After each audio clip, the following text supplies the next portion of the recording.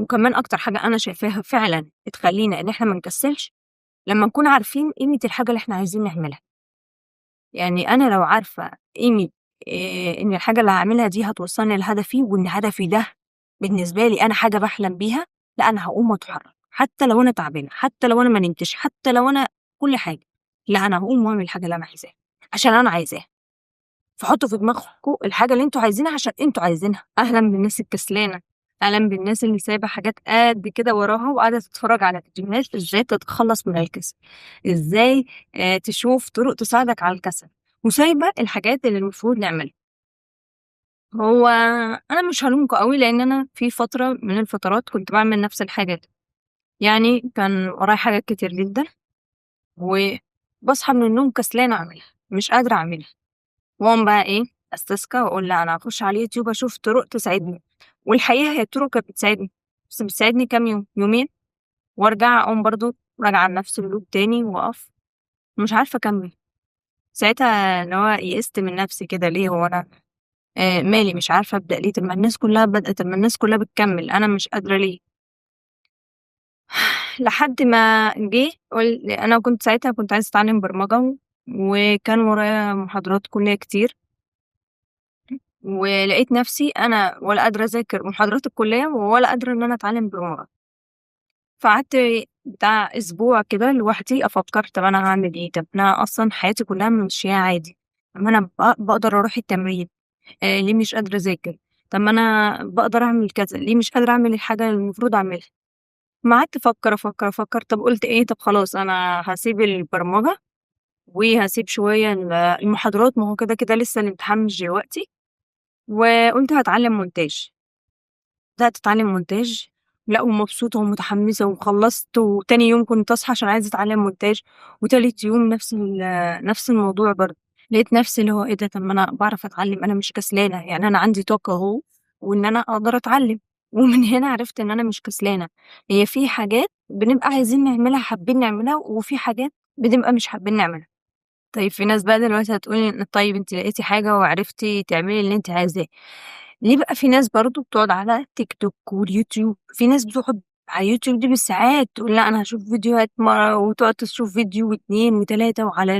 وعلى تيك توك أنت لو فتحت أصلًا يعني الscreen time عندك هتلاقي إن أنت قاعد على تيك توك مش أقل من 7 ساعات، والفكرة ببساطة إن عقلك بيحاول يحميك، بيشوف إيه الراحة وبيشوف إيه الدوبامين السريع ويقوم مديه لك. يقول لك إيه ده تيك توك واليوتيوب هيدّوك دوبامين سريع، يالّا نقعد على تيك توك، وسيبنا من المذاكرة كده لسه الامتحان مش دلوقتي، فعادي جدًا نأجّله اللي إحنا بنعمله،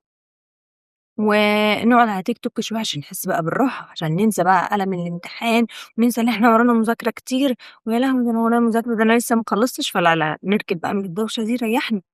ونقوم راكنين. وبقى يعدّي يوم، بعد يوم، بعد يوم، وتقول لأ، طب خلاص أنا هابدأ بكرة، تقوم بقى أعمل إيه، فنجان القهوة اللي كلنا بنعمله أو شاي، بكوباية شاي وساعتين جَد، وبرضه إيه، ما تبدأش، تقعد على تيك توك، تقعد تشوف حد بعت لِك رسالة، تقعد مش عارفة إيه، فهنا عقلك ببساطة بيحاول يحميك، فعقلك هنا مش عايزك تتعب، بيشوف إيه الحاجات المريحة، فيقوم إيه، قايل لك كتّر منها. الحاجات اللي بتتعب لا، قلِّل منها، قلِّل منها، إحنا هنتعب نفسنا دلوقتي ليه لسه. وأنا دلوقتي هاقول لكم على شوية حاجات أنا عملتها هي ساعدتني جدًا. أول حاجة حُط أهداف واضحة، لو خدت بالك من الكلام أنا قُلت لك إن أنا كان ورايا محاضرات وكنت عايزة أتعلم برمجة وما كنتش قادرة، ولمّا جيت أتعلم مونتاج كنت قادرة وعادي، وأنا عندي قابلية إن أنا أتعلم المونتاج. فلمّا تحُط أهداف واضحة ده بيساعدك وبيعرّفك إزاي تقسّم الحاجة صح، الهدف بتاعك واضح، أنا كنت عايزة أتعلم مونتاج علشان عايزة أمنتج للفيديوهات بتاعتي، هدف واضح، في سبب أنا عايزة أعمل الحاجة دي عشان إيه، لكن البرمجة أنا ما كنتش عارفة ليها السبب، ما كنتش عارفة أنا عايزة أعملها ليه أصلًا، بمجرد بس إن الناس كانت عمّالة تقول إن البرمجة حلوة، فكنت عايزة أتعلم برمجة، كنت عايزة أجرّب، مع إني قعدت وقت كتير وكنت باتضايق بقى من نفسي إن هو إيه، هو أنتِ مش عارفة ليه تتعلمي برمجة، طب ما المصادر قدامِك، طب ما اتعلمي يالّا، يالّا اعملي. فلمّا تحط أهداف واضحة وتعرف الهدف ده أنت عايزه ليه وعشان إيه وهتتعلمه منين والفترة اللي أنت هتتعلم فيها، هتبدأ فعلًا لمّا تحط أهم حاجة السبب، أنا كنت عايزة أتعلم مونتاج عشان كذا، شوف أنت بتذاكر عشان إيه، باذاكر عشان عايزة أنجح يبقى أنا هاذاكر عشان عايزة أنجح، في ناس عايزة تروح تتعلم رياضة، عايزة تتعلم رياضة ليه؟ عشان عايزة أخس، فاربط الهدف بتاعك بالسبب، ساعتها هتعرف تعمله، هيبقى ليه سبب. وتاني حاجة قسّم الهدف الكبير اللي إحنا قُلنا عليه لحاجات صغننة، حاجات صغيرة، حاجات صغيرة دي يعني روتين، لإن الروتين هو اللي بيبني العادة، وهو اللي بيخلّينا نتحرك، وهو اللي بيخلّينا نكمّل ونتعلم. تخيل أنت قاعد بقى لك فترة طويلة أنت مش قادر تذاكر، أنت مكسل تذاكر، خلاص أنت قررت جالك الحماس دلوقتي إن أنت هتذاكر، هتعمل إيه؟ هتقول يالّا بقى أنا هاقعد أذاكر كل ده؟ أكيد لأ، هتيجي لو ذاكرت النهارده كل الوقت اللي أنت حطيته هييجي تاني يوم هييجي لك burnout ومش هتعرف تذاكر. فلمّا بتقسّم الحاجة أنا النهارده هاذاكر نُص الفصل الأولاني، بُكرة هاذاكر نُص الفصل الأولاني، خلّصت كده الفصل لأ، ده أنا بعده هاحل عليه، ده أنا هاشوف مثلًا المستر الفلاني كان بيقول عليه إيه. قسّم الحاجة، أي حاجة أنت مش عارف تبدأ فيها قسّمها، قسّمها وخلّيها روتين في حياتك. ماشي، وتالت حاجة هي كل الحاجات اللي أنا هاقول لك عليها هي مرتبطة ببعضها، فشوف إيه اللي هيتماشى معاك وطبّقها، مش مهم تطبّق كل ده في وقت واحد، بس طبعًا بقى لو طبّقتهم كلّهم فأنت هتبقى مِيَّة، مِيَّة، فأنت شوف إيه اللي هتمشي واحدة، واحدة، ما تعملش كل حاجة مرّة واحدة. تالت حاجة اللي هي الTo do list، الTo do list ببساطة هي قايمة المهام، أنا النهارده أنا عايزة هاصلّي، اكتب إن أنت هتصلّي. عشان في ناس بتكسل على الصبح، فاكتب إن أنا هاصلّي، اكتب مثلًا إن أنا هاقرأ أذكار، اكتب أنا هاذاكر نُص الفصل الأولاني من الدرس كذا، ده أنا هاروح الكلية، ده أنا هاروح الgym، اكتب المهام بتاعتك كلها، اكتب أنت هتختار لبس إيه، اكتب أي حاجة،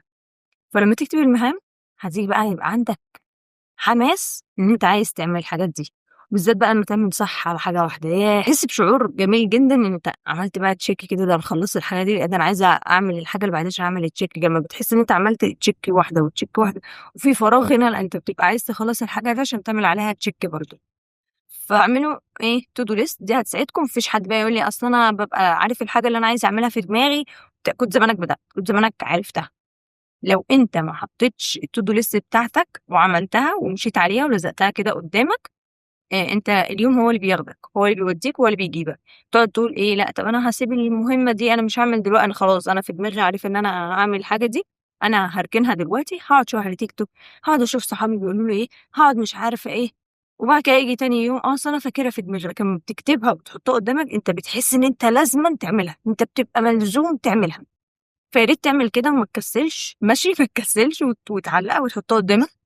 والأفضل إنّك تعملها من بالليل، يعني قبل ما تنام هيّأ دماغك وهيّأ نَفْسك إن أنت لمّا تصحى هاعمل الحاجات الفُلانية، أنا لازمًا لمّا أصحى هابدأ في 1، 2، 3 علشان لو ما عملتهاش من بالليل أنت هتصحى اللي هو إيه، فتّحي عليمي رزاق كريم، إيه النهارده، هنعمل إيه؟ آه صح ده أنا كنت فاكر إن أنا هاعمل كذا.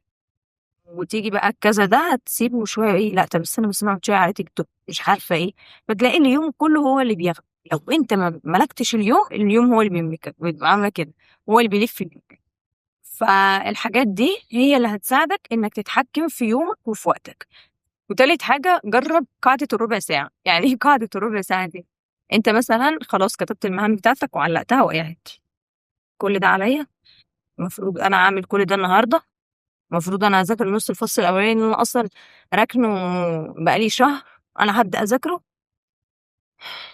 لأ، لأ أنا مش ده كتير، ده نُص الفصل الأولاني ده كتير، لأ أنا مش هاقدر أذاكره، لأ أنا مش هاقدر أعمله، لأ أنا مش عارفة إيه. فقاعدة الربع ساعة دي ببساطة إن أنت هتقول لنفسك أنا هاقعد بس ربع ساعة، تقعد بس تقول لنفسك إيه، لأ أنا هابُص بس على الكتاب بيقول إيه، هاشوفه بس هاتفرج عليه، بتضحك هنا على عقلك، لمّا بتضحك عليه وبيشوف إن المهمة صغيرة فغالبًا بيبدأ، فبيقول إيه، هي ربع ساعة إحنا هنكسل، يالّا، يالّا وخلاص هنجرّب، لمّا بتبدأ بربع ساعة والحاجة الصغيرة دي بتلاقي نفسك كمّلت، ليه كمّلت؟ علشان أنت كنت خايف بس من البداية، أنت لمّا بعد ربع ساعة أنت بتبدأ تركّز، فلمّا تيجي تركّز في الحاجة وخلاص بدأت هتذاكرها وكده، هتلاقي نفسك اللي هو أنت مش هتوقّف، لأ هتلاقي نفسك كمّلت وبتذاكر، فهي بس أنت محتاج زقة، فالزقة دي اعملها بربع ساعة، اضحك على عقلك شوية وقُل له بس إحنا هنبُص على الكتاب، إيه ده إحنا أنا مش عارفة إيه، وعقلك هنا مش هيميّز أصلًا ما بين أنت بتضحك عليه والّا مش بتضحك عليه، أنت اللي سايق نفسك، ماشي؟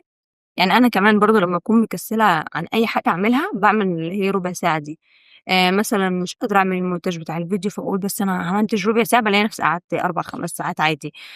لأ أنا مش قادرة أصوّر، أفتح الكاميرا وأحطها بس كده أقول لنفسي إيه، أنا مش قادرة أصوّر، أقول لنفسي بس قومي البسي، قومي اعملي أي حاجة، طب افتحي الكاميرا واقعدي، بالاقي نفسي اتكلمت.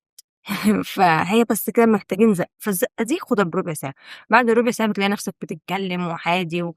وخلاص. ورابع حاجة ودي مهمة جدًا، جدًا، جدًا، يا ريت تقللوا مشتتات، لإن إحنا بقينا في عصر بقى هو اسمه عصر المشتتات، كل حاجة سهلة إن هي تشتتك. تخيل أنت قاعد دلوقتي بتذاكر وخلاص الحمد لله قررت تذاكر وبدأت وقعدت وحد بعت لك رسالة، تِك كده، فصلك، هي خلاص أنت فصلت. وتقعد تقول لنفسك لا، لا، لا مش هاشوفها، أنا مش هاشوفها، بس دماغك عمّالة تفكّر مين بعت لك الرسالة، طب استنى بس هارُد وبعد كده هاذاكر، فبتلاقي نفسك اتقطعت، ويا ريت بس بتشوف الرسالة وتقفل لأ، بتقعد بقى تخش على تيك توك وتقول لا أنا هابُص بس على كام فيديو، بعد كده تخش على اليوتيوب لا ده أنا هابُص كام فيديو، إيه ده أنا صاحبي نزّل بوست لأ ده أنا هاخش أشوف هو منزّل بوست إيه، ده أنا لازم إيه، إيه؟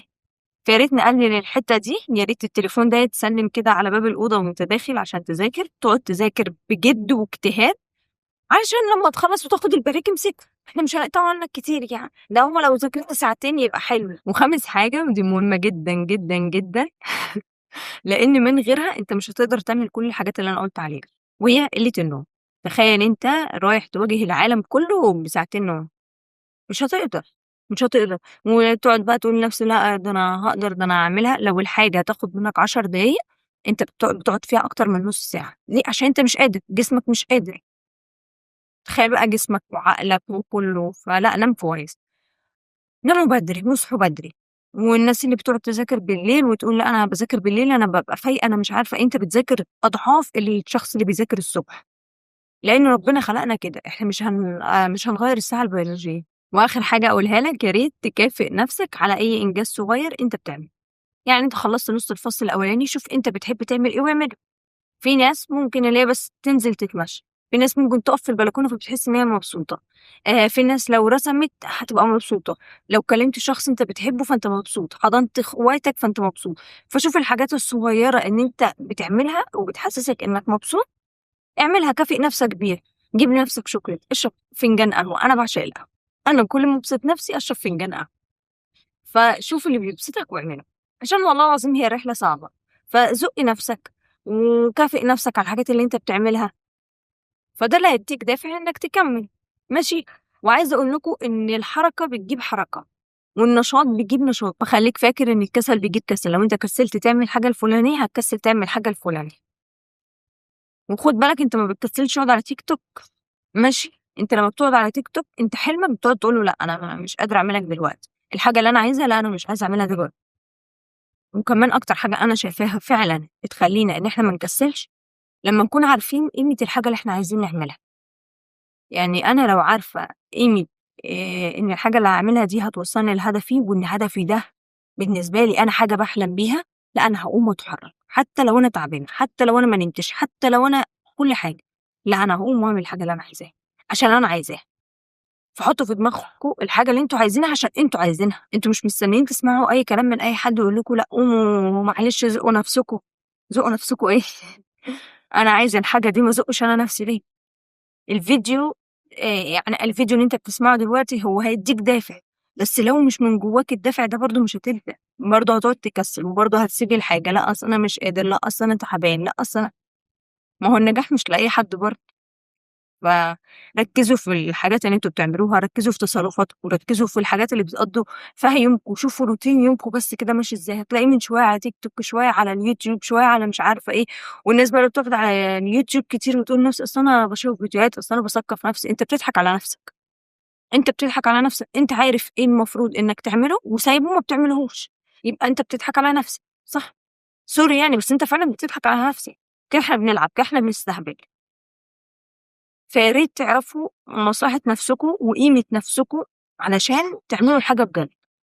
وما تكسلوش، بييجي فترات الواحد بيبقى تعبان عادي جدًا، دي بنريّح فيها بس مش كل الوقت هنريّح، مش كل الوقت هنريّح يعني، صح؟ فركّزوا، ركّزوا واقعدوا مع نفسكم وشوفوا أنتم عايزين تبدأوا في الحاجة دي ليه، واكتبوا كل الحاجات اللي أنا قُلتها، وابدأوا قسّموها، واكتبوا الهدف الكبير قسّموه وحطّوا له وقت كل ده اعملوا to do list ويا ريت تعملوها وتلزقوها قدّامكم وامشوا وتابعوا الهدف بتاعكم واتحركوا، وخدوا راحة. عادي جدًا إنك تاخد يوم في الأسبوع أنت ما بتعملش فيه أي حاجة، بس مش طبيعي إن إحنا ناخد الأسبوع كله ما بنعملش أي حاجة. ماشي، ومش هاطوّل عليكم، وأشوفكم في فيديو جديد، وما تنسوش بقى تعملوا لايك وتشتركوا في القناة، أي حاجة كده، والسلام عليكم.